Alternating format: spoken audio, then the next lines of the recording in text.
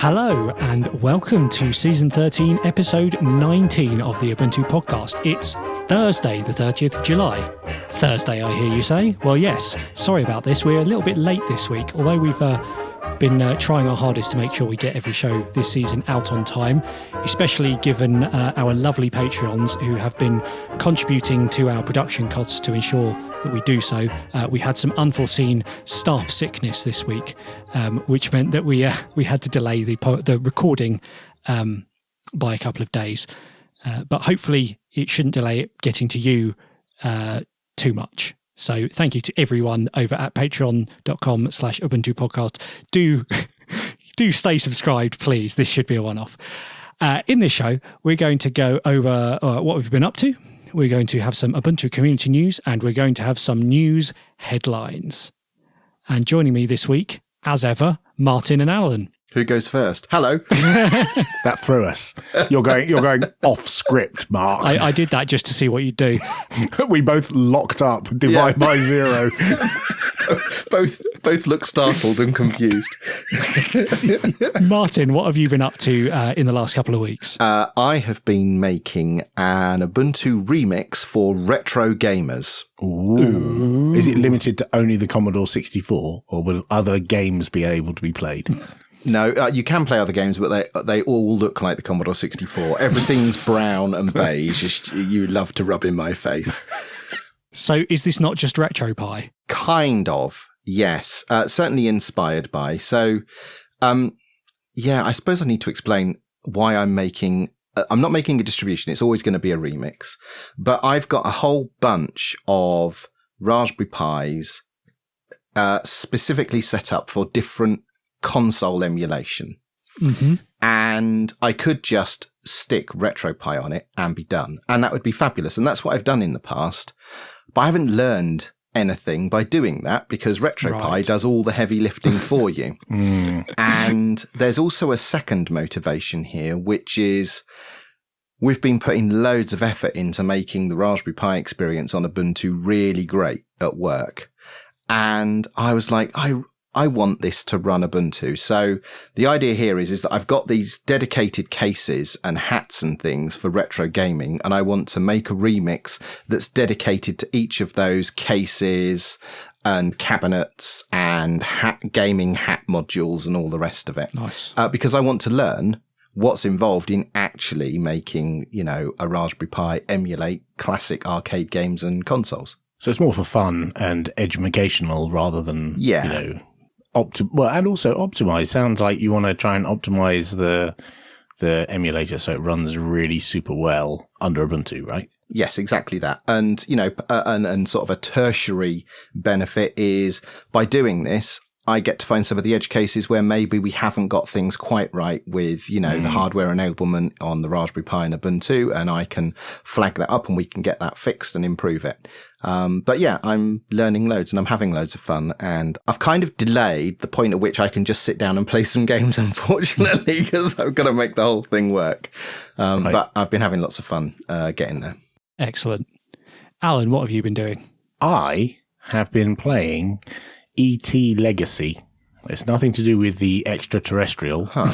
This isn't the Atari game that's buried in the desert, then? No, it is not. But it's similarly old. It's a kind of re-implementation, remake of Return to Castle Wolfenstein Enemy Territory, which was a game that was very popular about 10 or... Well, I mean, 10? It had a resurgence 10 years ago. It was really popular maybe 15 years ago.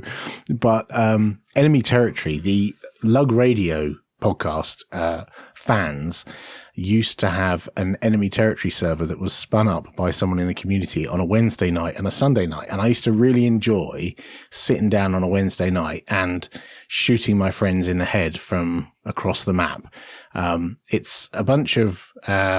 maps that you play in rotation, and I've been playing E.T. Legacy because one of the guys who still lurks in the IRC channel for a podcast that died 10 years ago decided, let's spin up a server. And so I've been playing a little bit of E.T. Legacy, and it brought back some good memories. And there's a lot of fun to be had. And there's still people who play it now. If you jump on Enemy Territory servers, there's still people actively playing the game.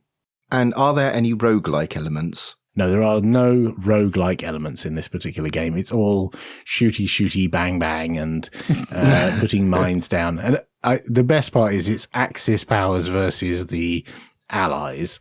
And I love some of the phrases. There are little phrases you can say. You can press a keyboard shortcut in order to, say yes and Jawohl and stuff like that. And fires a railgun and stuff. It's...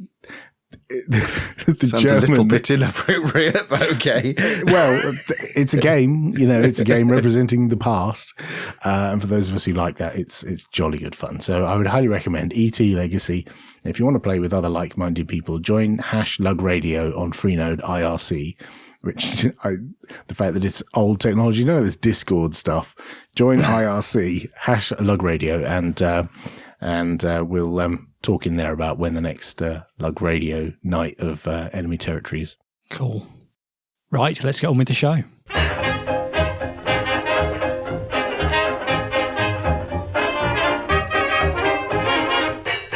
And now it's time for some community news. And first up in the community news this week, digiKam 7.0.0 has been released. Ooh. So digiKam is the KDE photo and image management software.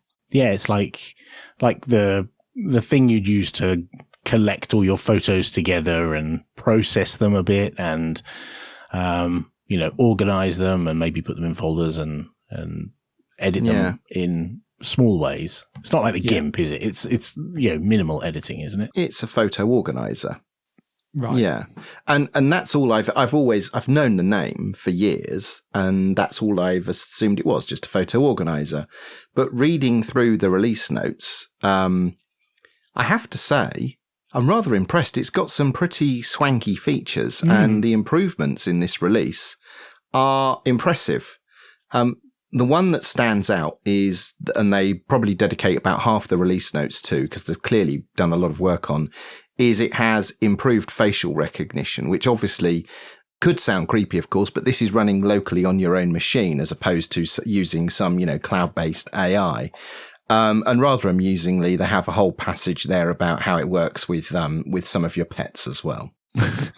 Yeah. So you can categorize your cat photos with extreme efficiency. Yeah.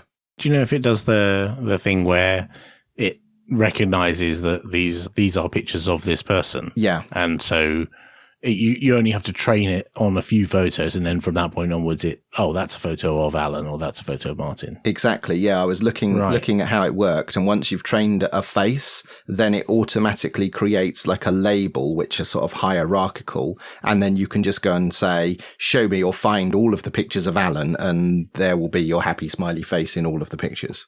It's interesting. I used to use digiKam quite heavily a long time ago when I used KDE, and I loved it. I absolutely loved it. It really felt like a really powerful, well-engineered piece of software, and I don't remember ever having problems with it. I just moved away from KDE, and for some reason, I moved away from managing my photos using digiKam. I think at some point I used Shotwell as well, and I used to just point the software at my giant photo collection, all these gigabytes of photos, and it would just suck all the photos up and then show them to me in like date order or grouped by event or something. It was just, digiKam is just a really, really nice piece of software. And it also doesn't make the mistake of putting the K at the beginning of the application name. So digiKam, you kind of get an idea of what it is, and it actually manages to slip a uppercase K in the middle of the name. Yeah. And also you mentioned Shotwell. I mean, Shotwell, this is not. This is, as you say, it's way more feature complete and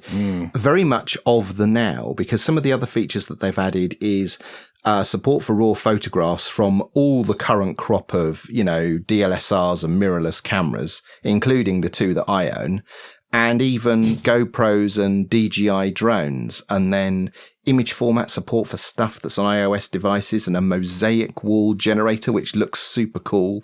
So you can take an image and then recompose it on a mosaic of all of your photographs, all sort of used as like the pixels. Oh, nice. I thought Free Software All avoided that because that's patented by some horrible organization. That whole, Well, it does say know. it's a third-party plugin, so that may be why they don't ship it as part of the application. Nevertheless, it's great. It feels like it's a very forward-thinking bit of software, and if I still organise my photos, I'd definitely be taking a good look at digiKam. Excellent. Alan, what's up next? Next is a little nugget that I found on the Ubuntu discourse. The GNOME Shell performance hero, Daniel Van Voot, who works on the Ubuntu desktop team, he posted an interesting pair of little tips on discourse. And it's funny, he throws these little nuggets in there, and I just happened to spot this. And one of them was a little command line, sudo dmi decode -T17, which doesn't... the old T17. Yeah. Oh, you know it. And the reason he mentioned that is so you can tell if DMI decode shows you about hardware information, and this particular thing tells you about the memory. I think T is type or something, maybe. Tells you about your memory. And the point that he was making was he noticed a perceptible difference in performance of GNOME Shell, whether you're using dual channel memory or not.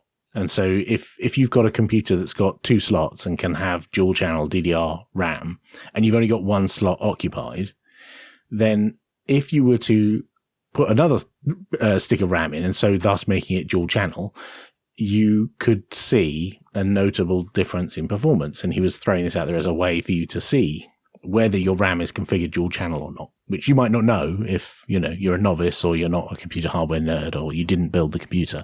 And so I thought that was quite an interesting nugget. But the second one he put in there, I'm personally affected by. He pointed out that Intel laptops and desktops that have Intel integrated GPUs, there are various generations of the Intel driver. They generally start with the letter I and 935, 945, 965 and so on. And then the very latest one is called Iris, is the name of the driver in Xorg. And he threw this little line in there, a single line that you can do to force the computer to use the older driver. So X uses the older driver. And the reason why this was important is because the older driver seems to be better at frequency scaling. And so you don't see as much lag when the CPU is going up and down, or the GPU is going up and down in the different frequency scalings and going into sleep modes and all that kind of stuff. So I thought I'd try that out. I haven't really necessarily noticed a difference, but I thought I'd try it out anyway because I can. And I thought other people might be interested in this as well. So we'll put a link to the thread in the notes. Excellent. Martin, what's next? I read with interest that there is yet another Ubuntu remix in the works. This one is simply called Ubuntu Web Remix. And the idea is to try and create a Chrome OS-alike experience using a cut-down Ubuntu and Firefox. This is interesting. I've considered this in the past and thought, what would stop someone making a lightweight Linux distribution that basically booted into the most minimal desktop possible and sparked up a web browser, and then use whatever tools like Nextcloud on another machine or whatever password synchronization tools where you're self-hosting to give you a Google-less Chrome OS-like experience on a modern laptop? I thought it's a great idea. Yeah, it's not the first time. I mean, there's things like, is it Gallium OS, which I think aims to do something similar. I think that may even use Chromium as the browser. Yeah, it but does. There are similar things. But I like the fact that it's Rudra Saraswat who recently created the Ubuntu Unity remix and the Ubuntu Edu remix. Feel like they might be spreading themselves a little bit thin, creating a third distribution. But nevertheless, this one's very interesting. And I love the concept and the idea. I'll be interested. There is no image yet. This is in the works. So I'll be interested to see how it develops and having a play with it. It'd be interesting to see what you can put together with a stand. I mean, effectively, that's what Chrome OS is. Initially, was a bunch of Linux tools and utilities plus a web browser and not a lot more. And so long as you've got the necessary stuff to control network and sound and all the indicators and stuff like that, then you should be good to go. I was experimenting with the very, very earliest Chrome OS build scripts when it was brand new, and it was based on Firefox. It was Firefox with a revised UI before, Chrome and Chromium even were a twinkle in Google's eye. Next up, Thunderbird 78 is out, boasting a much higher version number than it should. So I just checked my Thunderbird version, and it's version 68, and this is version 78. And they're saying this isn't an upgrade. You have to download it and install it separately. Huh. Why? What? There's no migration? They said that you won't get an in-app notification to upgrade. Presumably if you use an external package repository, then you will. But yeah, they've said that you're not going to get an in-app notification to upgrade. And also some things won't work, like the Enigmail extension for encryption. They said that you should use Thunderbird 78 if you rely on that for now. But they've added, on the flip side, to 78, they've added PGP support, open PGP support. So you can flick a switch and then more easily do encrypted email without having to add plugins and yes. nonsense. So that might mean that Enigmail isn't necessary going forward. But if you already have it all configured for your stuff, then you're not just going to want to switch straight over. It's also got the calendar integration as well. I always see people mention Thunderbird and Lightning. Very, very frightening. But I've never seen this Lightning integration. I don't think I've ever tried to install it, so I don't actually know what it does. Yeah, I don't know what this is the killer feature as far as I'm concerned. Oh, really? Yeah, the calendar integration. I mean, it is a calendar, but when you hook it up to your online accounts that do calendars and all the rest of it, it turns Thunderbird into a very capable email client into a fully integrated sort of personal information manager, Outlook alike. Like Evolution does already. Yes. I mean, I've switched Ubuntu Mate to Evolution because I feel Evolution does it better, but prior to that point, I was shipping Lightning alongside Thunderbird in Ubuntu Mate in order to sort of complete that, productivity suite. It's very good. It's very good. Yeah, I'll give that a go. And it's also got dark mode support. But not in Linux, unfortunately. Oh. It's dead to me. Yeah. Alan, what's our last bit of community news? Mir is not dead. What? Yeah, I know, right? Nobody said this before, but Mir 2.0.0 has been released. Version 2? I know. It's thoroughly alive. I know we joke about this a lot, but the Mir developers have put out a new release, and there's nothing like leaping off the page as, striking new features, but, I'm sure they've worked hard on it, and there's a whole bunch of ABI changes. I noticed as they've gone from 1.0 to 2.0, some of the projects that use some of these ABIs and APIs might lose that along the way. And so it might be good for some projects to stay on 1.0 for now. And the one that's highlighted in the notes is UbiPorts. The Ubuntu Touch, as was, is using the older interfaces to Mir for the Unity 8 desktop. I say desktop, phone top. What do you call it? Shell. That's the word. And so the Mir guys have been talking to the UbiPorts guys. I know the Mir developers actually run Ubuntu Touch on their phones anyway, so they're constantly in contact with the UbiPorts guys. So Mir not dead. Who knew? Everyone who listens to this show. And that's the end of the community news.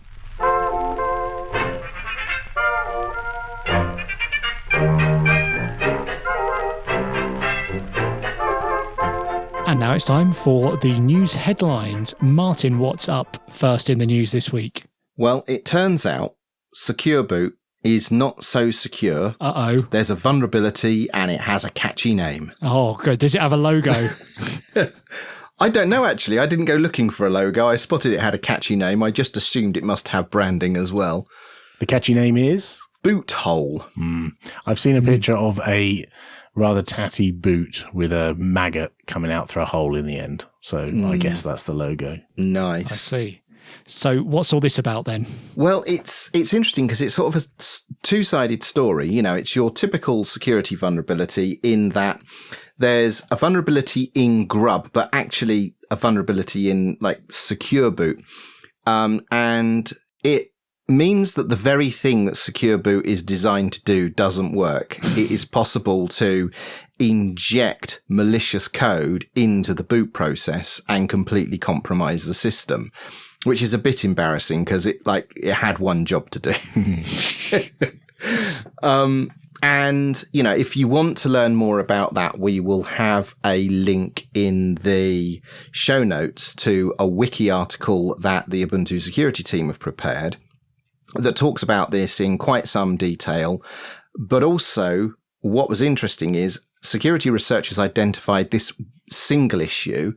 And then when all of the distribution maintainers and Microsoft and the like all got into working under embargoed circumstances to find a resolution to this, about 7 other issues were identified as well, which have subsequently been fixed. But it's just another security vulnerability, in quotes. What's more interesting about this one is this.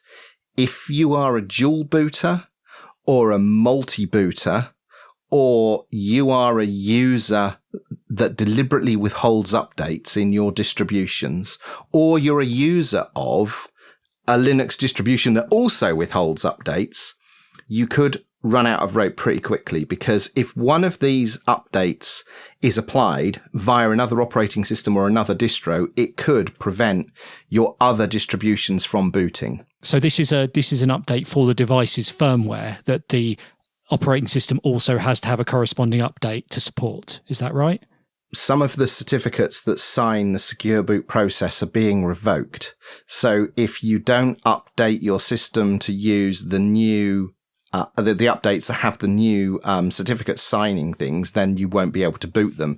So if you have your updates applied through Windows, then you may render your other operating systems unbootable. And that's nothing nefarious. It's just like the fact that they share, this common architecture. Right. It's because the secure boot system has an ability to block nefarious things that you don't want to boot, nefarious binaries. And so they're going to list all the old builds of Grub and say all of these are bad.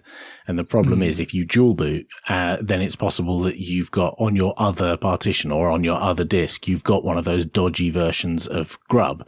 And so if you boot your new install and that then marks old versions of Grub as being bad, the next time you try and reboot into that old version, then it will fail to boot because it won't allow that binary to boot, because it's not trusted. Now, you can work around it by turning off secure boot, and then you can boot into it. But, you're defeating the whole purpose of secure boot. I listened to the Ubuntu Security podcast earlier today, where Alex and Joe went through this in a lot of detail. They start off really high level and talk about what happened and how we were told that this was a problem and how everything was organized. And then they went into a deep dive of how it actually manifests itself. And it was super interesting and very accessible. And it's really worth a listen if you want to understand exactly how this happened. If you listen to the latest episode of the Ubuntu Security Podcast, it's all in there. Yes. If you're not subscribed to the Ubuntu Security Podcast, you should be. You may have noticed in recent years, we don't cover security stories very often. And that's because the Ubuntu Security Podcast does it so much better. Yeah, I was going to say, slip of the tongue. It's because we don't do it very well. Alan, what's up next? I saw a nice game over the last week called Shutter Stroll. And there's a couple of things that are quite nice about this. Well, first of all, it's available for Linux, and that makes That's it nice. always good. Yep. Yep. And it's what people affectionately call walking simulator. There's a few of these games where it feels like there's no objective, or there's no points system, there's no adversary. You're just going for a stroll in an environment. And there's been other games like this. Dear Esther is a very famous walking simulator, in quotes. But the idea of this is you just go for a walk around an island and you take photos, hence shutter stroll. You go and take photos, and then you're encouraged to share those on social media or with your friends or however. And it's just a nice way to relax, to wander around taking pictures. And I thought that was nice. It's a nice open world, if you like, in which you can capture the scenes that you see. Mm-hmm. But the thing that I thought was super interesting was it has an interesting mechanic for how you buy it.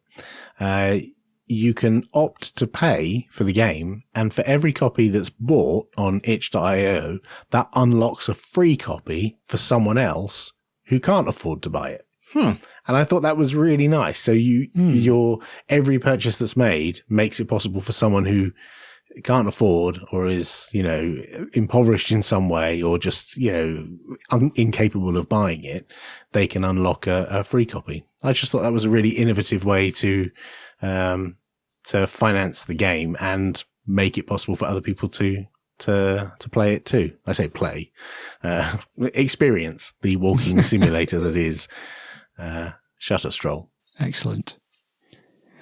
Next up, Microsoft is dropping support for PHP on Windows. What does that mean? What?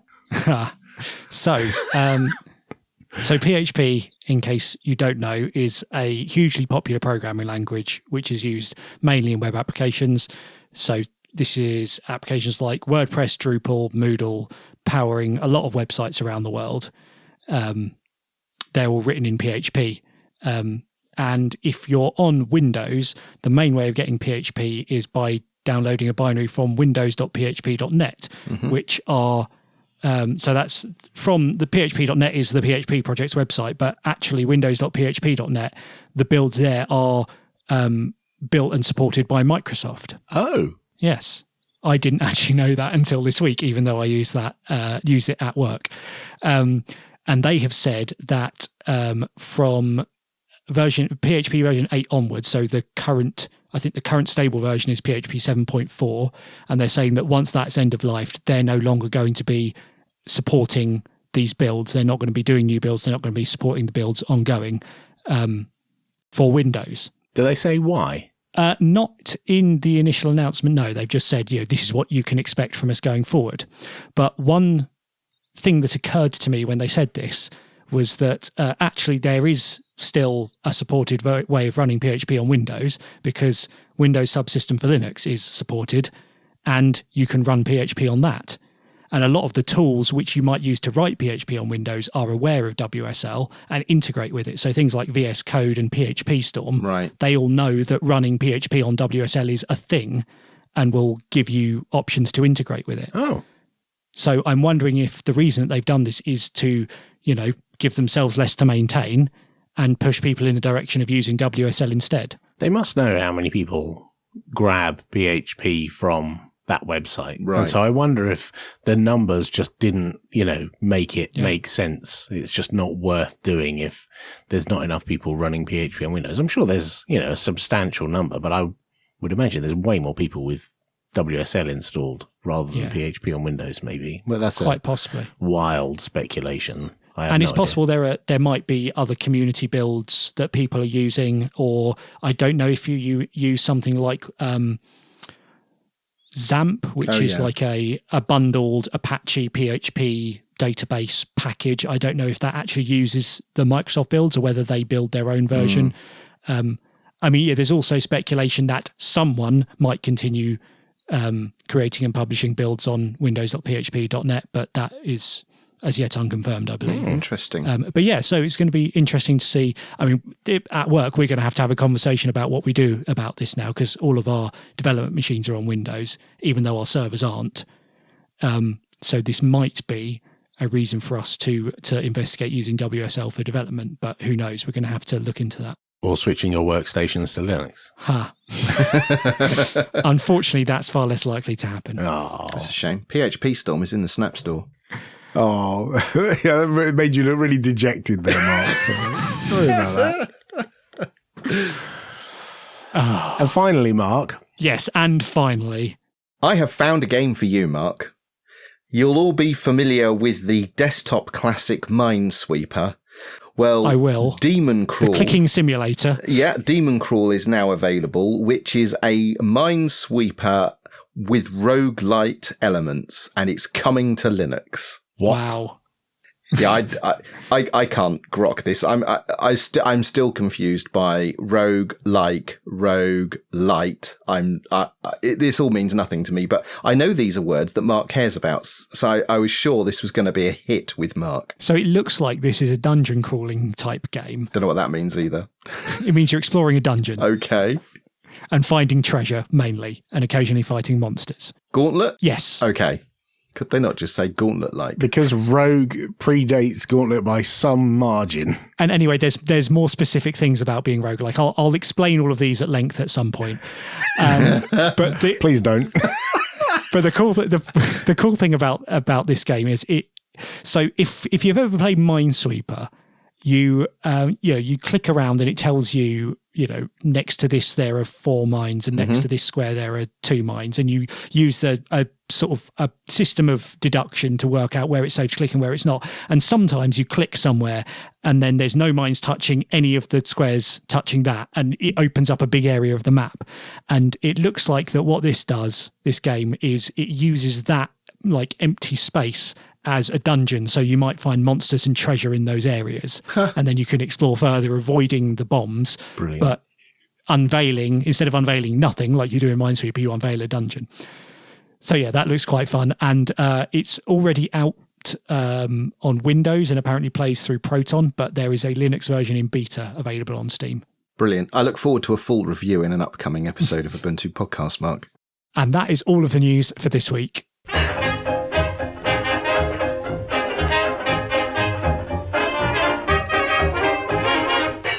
And that's all for episode 19. Thank you very much for listening. Next week, we will be discussing a deluge of Ubuntu remixes coming your way. If you'd like to chat with us in between shows, you can find us in the Ubuntu Podcast Telegram channel at ubuntupodcast.org/Telegram. And if you are looking for a VPS, you can get the best VPSs in the UK from bitfolk.com.